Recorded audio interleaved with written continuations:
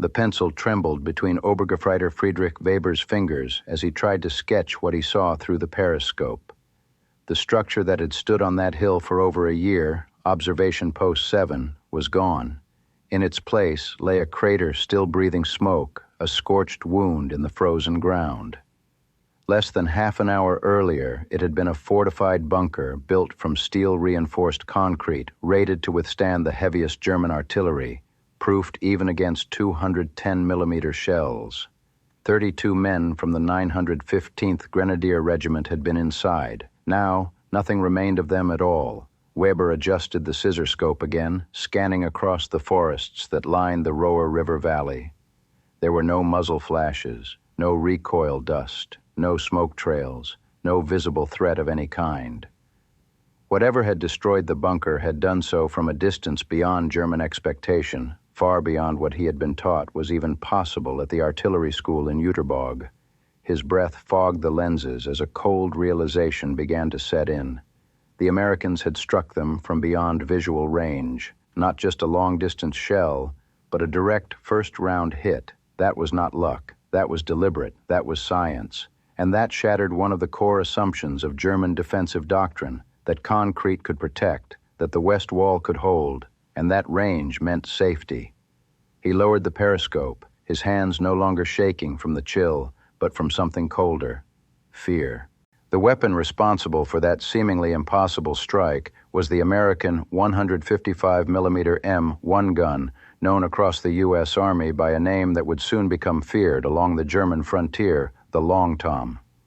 In the final months of 1944, as Allied forces closed in on Germany's western defenses, thousands of German soldiers discovered a startling truth. The Americans had achieved something German engineers had declared theoretically unattainable: the precise destruction of hardened fortifications from beyond counter-battery range. The Long Tom could throw a 95-pound explosive shell over 14 miles with shocking accuracy. Concrete bunkers that had taken months to build disappeared in seconds. Field command posts vanished without warning. Supply columns erupted into flame from a weapon they never saw or heard before impact. This wasn't just artillery, it was industrialized precision warfare, backed by an economy that could outproduce and outsupply anything Germany could field in 1944. Long Toms didn't arrive in twos or threes. They came by the hundreds, each one part of a fire control network that would change artillery forever. Yet the story of the Long Tom doesn't begin on the battlefield. It begins years earlier, inside the slow-moving offices of the U.S. Army Ordnance Department, where a quiet decision would alter the future of modern warfare. The Long Tom didn't emerge from a bold battlefield vision or an urgent wartime breakthrough. Its origins were far less dramatic, born from paperwork, committee meetings, and technical memos inside the U.S. Army Ordnance Department in 1938. At the time, the United States military was still shaped by lessons from World War I, lessons that were already outdated. While European armies were investing heavily in long-range artillery through the 1920s and 30s, American doctrine remained rooted in the belief that mobility and light-field guns, like the French 75mm, were still the future. That changed when U.S. military observers returned from the Spanish Civil War with alarming reports. Modern fortifications were now too strong. Existing American artillery, short-ranged and underpowered, couldn't break reinforced enemy positions. If the U.S. Army intended to fight in another major war, it needed a weapon that did not yet exist, one capable of hurling a heavy shell over 25,000 yards with extreme precision. But the requirements seemed contradictory. Powerful, like heavy railway artillery, but mobile, accurate at extreme ranges, but simple enough to mass produce, heavy enough to shatter concrete, but light enough to move by truck. Designers at Watervliet Arsenal in New York were given a nearly impossible engineering challenge. Their solution was simple in philosophy, but massive in ambition. Build the most powerful mobile gun physically possible, then design a way to move it. What followed was a 5-year effort that would create one of the most respected artillery weapons of World War II.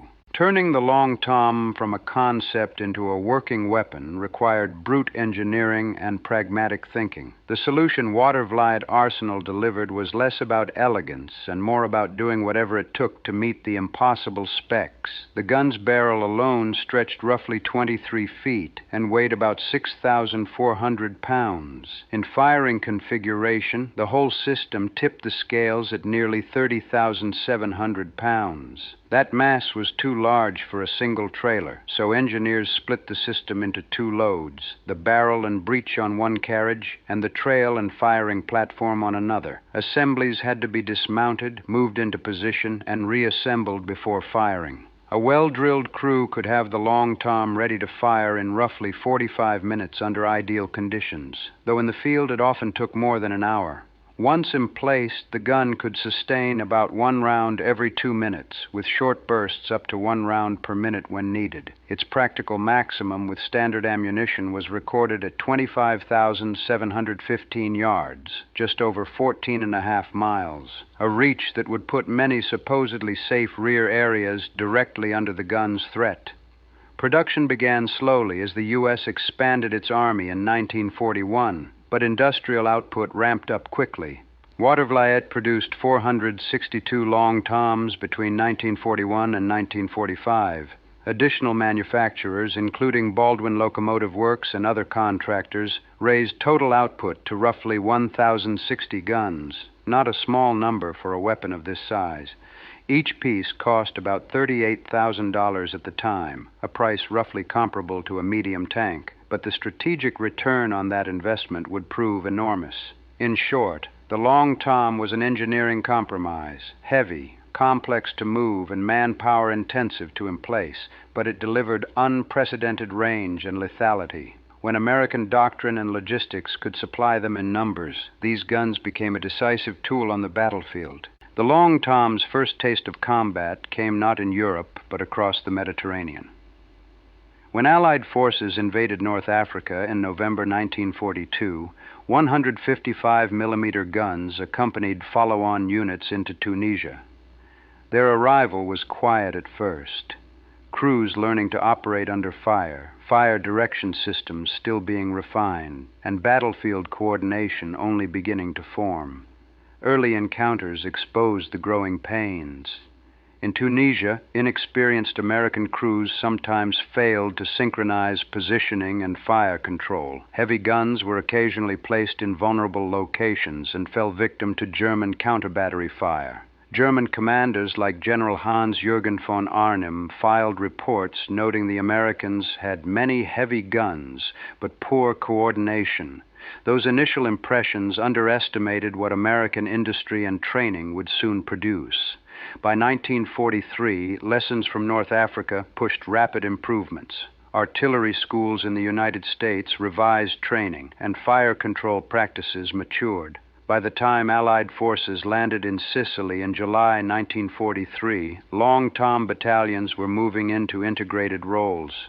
They were no longer lone heavy guns, but components of a coordinated artillery system, forward observers, fire direction centers, and aerial spotters working together. In Italy, the Long Tom proved transformative. During the grinding fights along defensive lines like the Winter Line and at Monte Cassino, these guns could reach German positions from well behind Allied lines. When forward observers, sometimes riding in light aircraft or attached to infantry, identified a hardened point, the Long Toms could place heavy, precision rounds onto it with deadly effect. German counter-battery fire could not reach them, and fortified positions that had once seemed impregnable began to crumble. Those early campaigns exposed the truth. The Long Tom's effectiveness wasn't just raw power. It was the combination of range, evolving crew competence, and better coordination. What began as an awkward debut in North Africa had become within a year a potent and integrated element of Allied firepower. The true power of the Long Tom did not come from its size or the weight of its shells. It came from the system behind it. The U.S. Army had transformed artillery from a traditional branch of line-of-sight fire into a science of coordinated, long-range precision. At the heart of this transformation was a concept the Germans had underestimated, the Fire Direction Center, or FDC. Before World War II, most armies, including Germany's, relied heavily on direct observation and mass battery fire. Artillery units would visually spot targets, calculate range manually, and fire salvos from guns grouped together. It was powerful but limited, especially when terrain blocked lines of sight. The American system broke that limitation. How it worked forward. Observers, FOS, moved with infantry or circled overhead in light aircraft. They relayed target coordinates by radio to the Fire Direction Center. The FDC used maps, charts, firing tables, and meteorological data to compute exact firing solutions. Multiple batteries, sometimes miles apart, could be synchronized to hit a single target at the exact same second. This method was called time on target, TOT, a psychological as well as physical weapon. German troops described the effect as terrifying. No ranging shots, no warning, just instant destruction as dozens of shells slammed into a position simultaneously. Unlike other armies, American artillery crews were trained not just to fire, but to calculate. Many artillery troops carried slide rules and protractors. FDC personnel were trained in trigonometry, drift correction, and wind effects. Weather sections even tracked air pressure and humidity to refine long-range shots. To German officers, this style of warfare seemed alien. Artillery had always been a brute force weapon, but in American hands it became something new, mathematically coordinated destruction, fast, accurate, and relentless. This system would soon make the Long Tom the most feared bunker killer on the Western Front. Italy became the proving ground where the Long Tom's new tactics met some of the continent's toughest defenses. The campaign north from the beaches exposed Allied forces to a series of prepared German positions, the Winter Line, the Barbara Line, and most notoriously Monte Cassino, where convents, ridges, and ruined towns were welded into defensive fortresses. From positions well behind the front, Long Tom batteries could reach nearly every German strongpoint on those ridgelines. Forward observers, sometimes embedded with assaulting infantry, sometimes riding in tiny liaison planes, pinpointed enemy bunkers and sent coordinates to the fire direction centers. The result was surgical. Heavy shells struck precise points on slopes, bunkers, and command posts, often on the first or second adjustment. At Monte Cassino, the effect was both tactical and symbolic. The monastery had been transformed into a fortress, its stonework reinforced and its heights occupied by seasoned defenders. Long Toms positioned miles away could still reach its positions, and when fire missions were executed, they methodically reduced defensive emplacements that earlier artillery had failed to dislodge. German accounts from the front stressed the demoralizing quality of these strikes. Soldiers could hear the distant thump of heavy guns, and then, with no obvious origin in sight, feel the earth tear apart as shells hit with surgical accuracy. Their own 150-millimeter pieces could not respond. German counter-battery efforts fell short. The combination of deep reach and precise adjustment turned supposed refugees into death traps. The Italian fighting proved a crucial lesson. When extreme-range artillery is tied into a trained fire control network, geography and fortification no longer guarantee safety. The Long Tom and the system surrounding it stripped that illusion away, one target at a time. The Long Tom owed its success to more than sheer firepower. What made it truly feared was its ability to land accurate strikes at distances other armies considered impossible. German officers at first believed the Americans had developed some kind of secret optical system or experimental sighting technology. In reality, the explanation was simpler. American artillery treated accuracy not as a skill, but as a science. Each Long Tom barrel was exceptionally long, giving its shells high muzzle velocity and a flatter, more stable flight path. Every gun was individually calibrated, and its firing behavior was recorded so crews could compensate for small mechanical differences that would otherwise throw shots off target. Likewise, every shipment of ammunition was carefully tested. If a particular batch flew slightly longer or fell slightly short, those numbers were added to the firing tables, so that no round was ever truly unpredictable. But the real advantage came from information. Before every major fire mission, American artillery units gathered data on wind, humidity, temperature, and even barometric pressure along the shell's entire trajectory. These conditions were fed into calculations inside the fire direction centers, which compensated for effects that most armies simply ignored. What looked to German observers like a miracle shot was usually just the product of disciplined record-keeping and trigonometry. The Long Tom also carried a wide selection of ammunition crafted for specific battlefield needs. The standard high-explosive round could break apart bunkers and tear open fortified walls. Against infantry exposed on open ground, crews used airburst shells with proximity fuses that detonated above head level, showering trenches with lethal steel fragments. Smoke rounds screened troop movements. But the most dreaded among German defenders was the hardened concrete-piercing shell designed to punch through reinforced bunkers before exploding inside. No amount of concrete could guarantee safety once American gunners found their target. Matching this precision was a constant stream of ammunition from U.S. industry, so vast that by 1944, American factories were producing more 155mm shells in a month than Germany could make in several. Firepower on that scale was more than destructive. It was relentless. When the Allies landed in Normandy in June 1944, the Long Tom crossed into France in force. 12 battalions of 155mm guns supported the landings, with more arriving steadily as the beachhead expanded. At first, the weapons seemed almost out of place in the hedgerow country of Normandy. The close terrain and maze-like bocage limited visibility, making long-range fire difficult.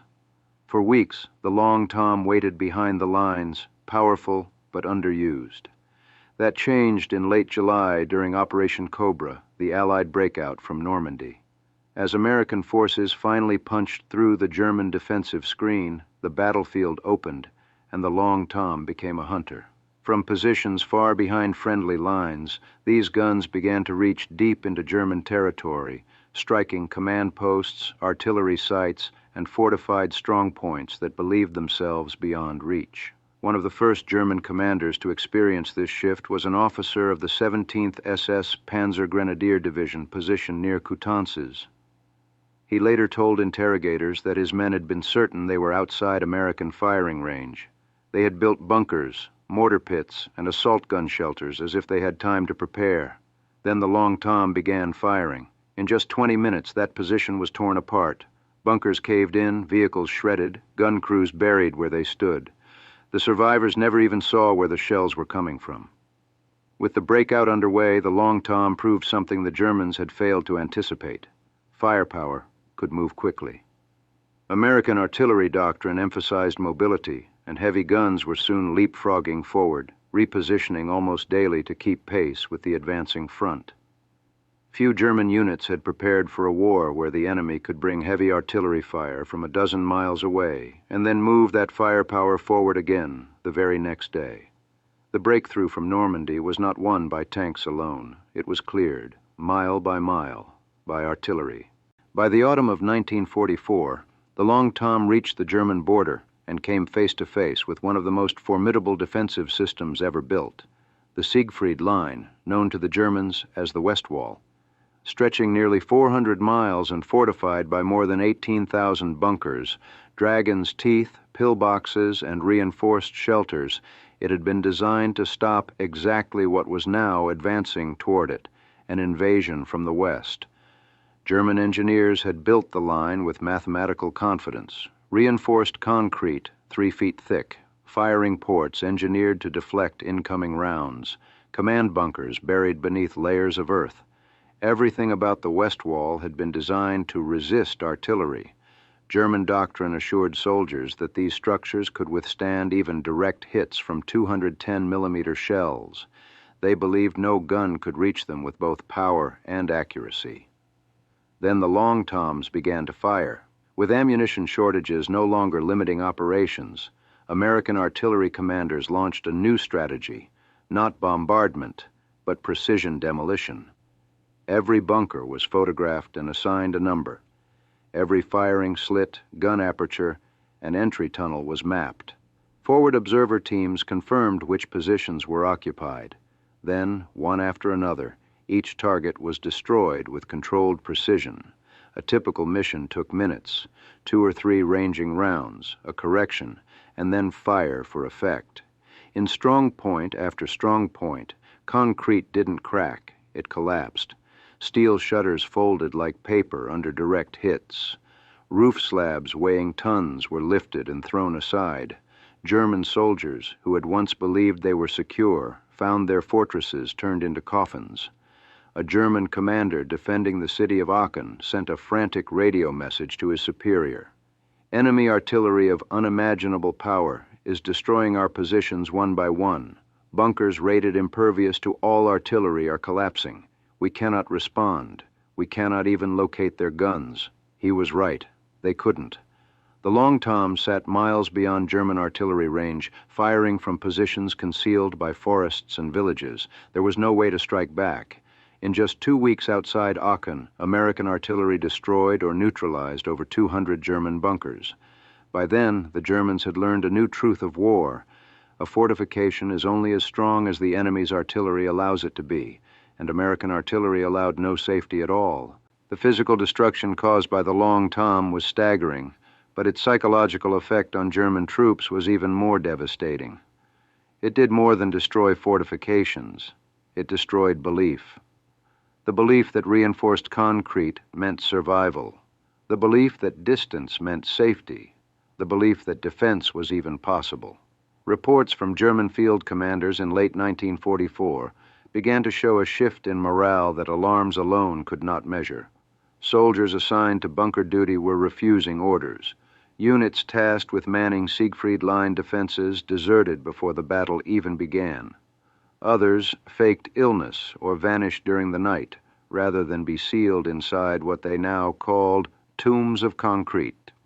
One German divisional commander wrote in his war diary in November 1944, "Our men no longer trust fortifications. They say the Americans can find every position and destroy it. They do not fear infantry attack. They fear the heavy artillery. Fear of the Long Tom spread faster than the gun itself." Some German troops began abandoning bunkers the moment they heard American shells land within a few hundred meters, believing, often correctly, that precise fire would follow. Even elite units that had once been famous for their discipline now struggled to hold positions under bombardment. American artillery officers understood exactly what was happening. Their goal was no longer simply to destroy enemy defenses, but to shatter enemy confidence. A single direct hit on a bunker could do more than a full infantry assault. It told every nearby German soldier, "You are not safe. You cannot hide. Your fortifications will not save you." Modern warfare had always favored firepower, but now firepower was breaking the human will to fight. In November 1944, the Long Tom entered one of the most brutal and unforgiving battles of the Western Front, the fight for the Hürtgen Forest. A dark, tangled wilderness of pine and mud stretching along the German border, it was a place where even visibility could shrink to 20 yards. Some German commanders believed the forest would neutralize American artillery.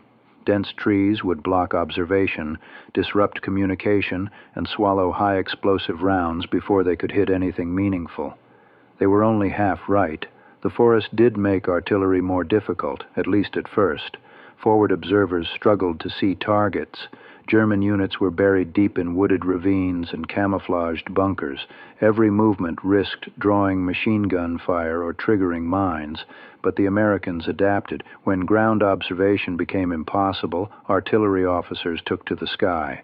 Tiny liaison aircraft, L-4 Grasshoppers and L-5 Sentinels, began circling above the forest canopy. They were little more than canvas and wood with a radio strapped inside, but they became the eyes of the Long Toms.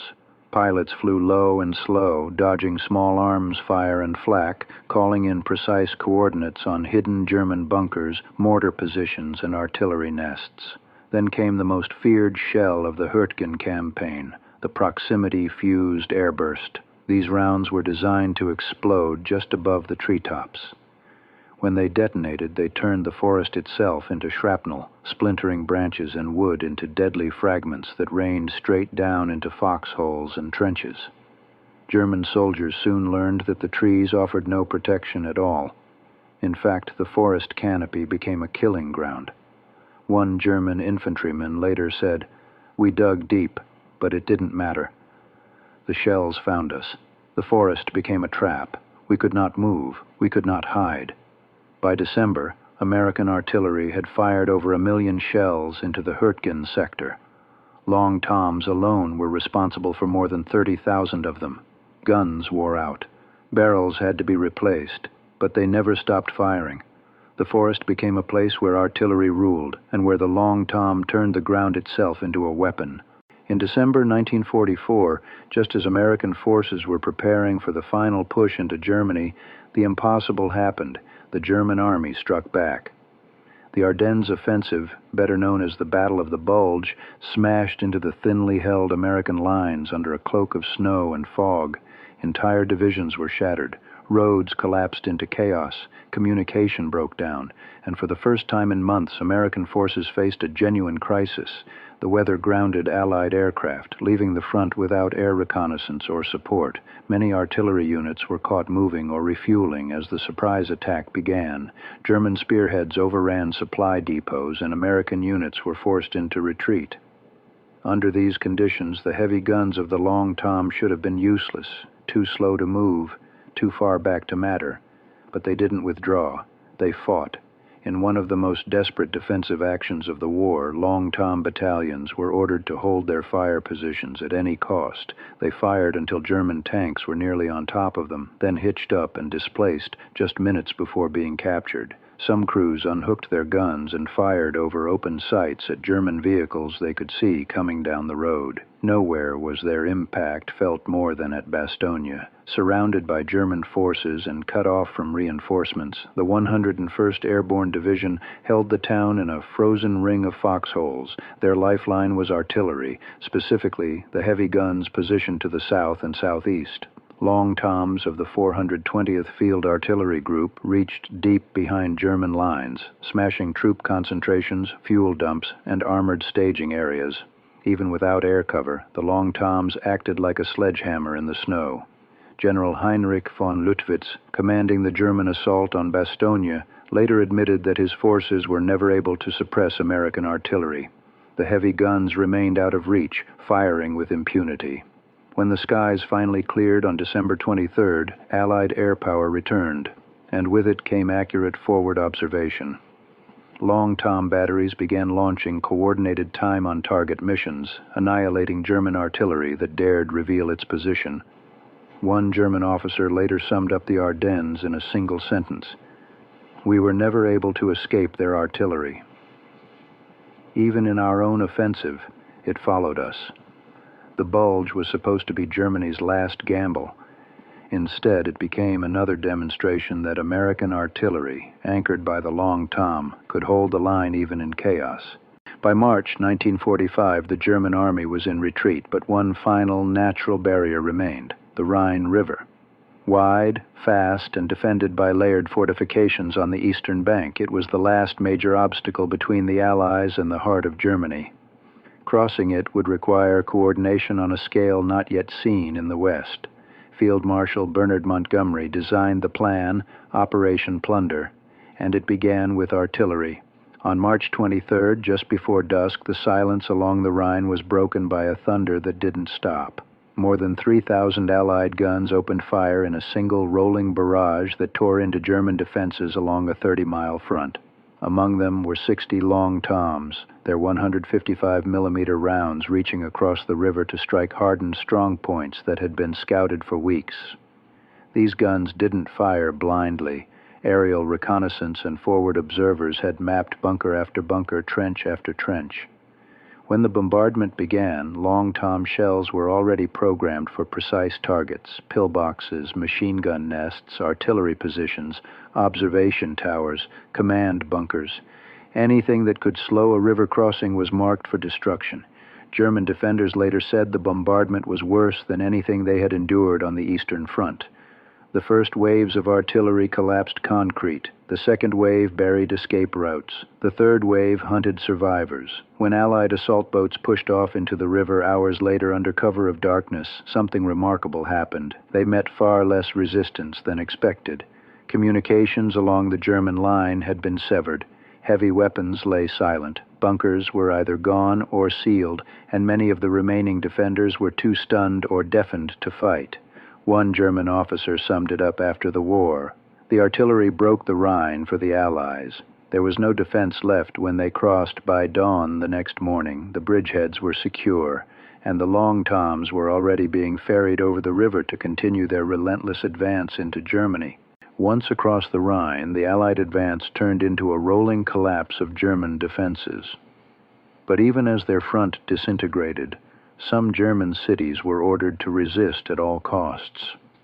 One of them was Nuremberg, a city heavy with symbolism, once the ceremonial heart of the Nazi Party. Adolf Hitler declared it a fortress city. It would not surrender. But by April 1945, American artillery had perfected the methodical destruction of fortified defenses, and Nuremberg would become a demonstration of precision siege warfare. Instead of leveling the city with bombers, U.S. commanders made a careful decision. They would dismantle German defenses piece by piece, using artillery, not firestorms. Long Tom battalions were brought forward and positioned around the southern approaches to the city. From more than 10 miles away, they began targeting strong points with surgical fire. Observation teams marked bunker apertures, fortified gates, sniper positions, and roadblocks. Each one was assigned a precise firing solution. Then the Long Toms began to crack them open one by one. Defended by SS troops and Hitler Youth formations, the German garrison expected to force brutal street fighting. But every time they fell back to a new position, American artillery destroyed it before an infantry assault even began. Medieval walls reinforced with concrete shattered under 155mm impact. Gun nests dissolved. German anti-tank positions were blown apart before they could fire a shot. After 4 days of relentless precision fire, resistance collapsed. The German commander in the southern sector surrendered. In his interrogation report, he admitted that fortified defense had become impossible. The American artillery made every position temporary. There was no hold order we could obey. Every strong point became a target, and every target was destroyed. This was the new face of warfare. The Long Tom didn't overwhelm Nuremberg, it dismantled it. When the war in Europe finally ended in May 1945, the story of the Long Tom could be measured not just in memory or battlefield reputation, but in numbers. Over the course of 11 months of combat on the Western Front, American Long Tom battalions fired more than 1.2 million rounds. Behind those statistics were shattered strongholds, destroyed gun lines, and broken German counterattacks. Intelligence reports after the war credited the 155mm Long Tom with the destruction of over 4,000 German bunkers and fortified positions. Its fire accounted for an estimated 30,000 to 40,000 casualties, numbers that don't include those buried alive or lost in unrecorded positions. Even more telling was how often German survivors mentioned one weapon above all others when describing the American assault. It wasn't tanks, it wasn't aircraft, it was artillery. The Long Tom in particular became a symbol of an uncomfortable truth for the German military. Fortifications no longer mattered. Once the Americans found a target, they could destroy it. Range offered no safety. Concrete offered no refuge. Withdrawal only delayed the inevitable. The gun had made distance meaningless, but perhaps the most significant impact was not physical at all.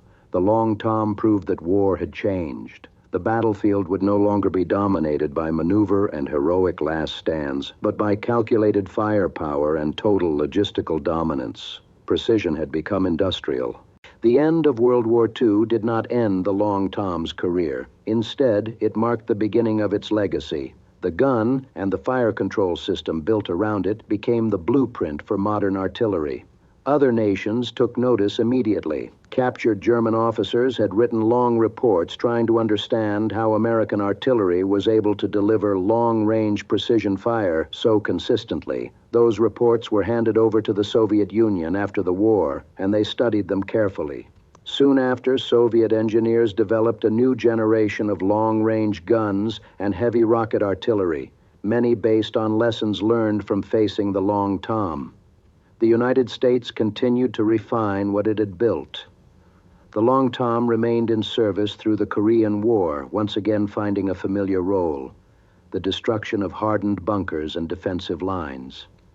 At Outpost Harry in 1953, when American and Greek forces were nearly overrun, it was 155mm artillery, descendants of the Long Tom, that broke repeated Chinese assaults in the night. Even into the Vietnam era, the gun remained in limited service. Eventually, self-propelled artillery would take over, bringing greater mobility and faster response times. But the principles the Long Tom perfected never disappeared.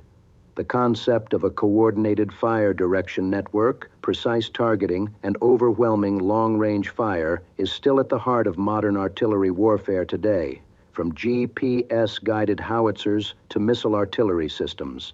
Many of the original Long Toms are gone now, but some survive in museums and memorial sites, silent, but still imposing. One sits at Fort Sill, home of the U.S. Army Field Artillery School. Another rests at Aberdeen Proving Ground, where it once helped develop the firing tables that changed warfare. They stand today not just as relics, but as reminders that war is often won not only by bravery, but by calculation.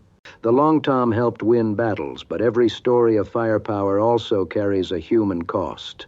For German soldiers who survived its bombardments, the experience left deep scars, many of them psychological.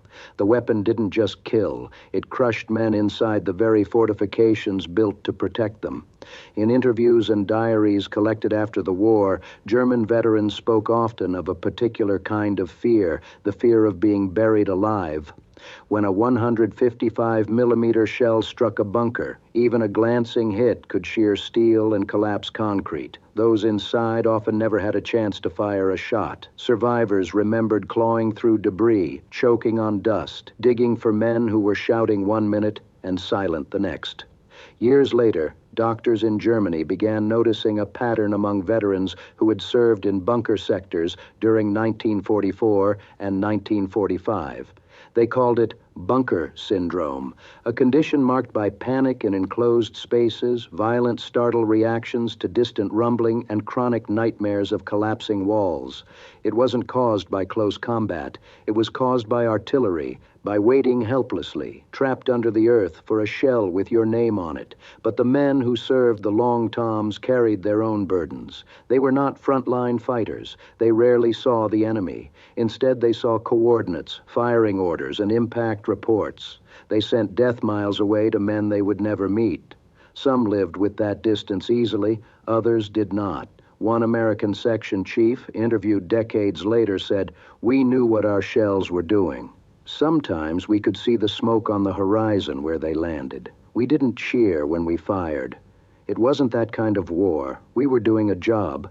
But sometimes, late at night, you'd wonder who was on the other end of that barrel." The Long Tom never shouted or charged or bled, but it left behind men on both sides who carried its echo for the rest of their lives. The Long Tom was more than a weapon. It was the proof of a strategy. The United States didn't try to outdesign Germany. It didn't try to build the single biggest cannon or the most complex machine. Instead, it built something far more dangerous. Weapons that could be produced in enormous numbers and kept supplied forever. Every Long Tom on the front line was only the final link in a system that stretched back across oceans. Behind each gun was a supply chain of steel mills, railroads, ammunition plants, factories, convoys, and workshops that never stopped moving. While German war production starved and shrank under bombing and fuel shortages, American production surged higher every month of the war. The Long Toms were built at places like Watervliet Arsenal and Baldwin Locomotive Works by skilled workers who were paid for their labor and went home at night to their families. The shells they fired came from plants that turned out millions of rounds month after month, operated by men and women who volunteered for shifts, not by prisoners forced to work under guard. That was the defining difference. Germany built impressive weapons, massive railway guns, advanced optics, V-weapons, but in numbers too small to matter. America built solid weapons in overwhelming quantities and delivered them anywhere in the world they were needed. German generals noticed it, they wrote about it, they hated it, and they respected it.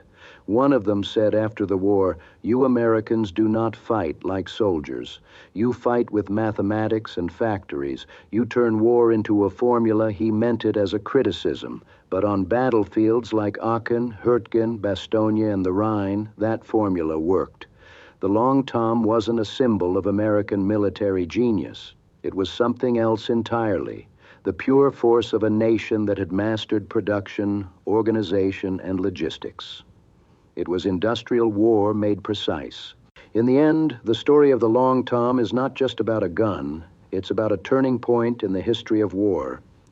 For centuries, armies believed in walls, trenches, and fortresses, places built to withstand whatever the enemy could throw at them. But the Long Tom shattered that belief.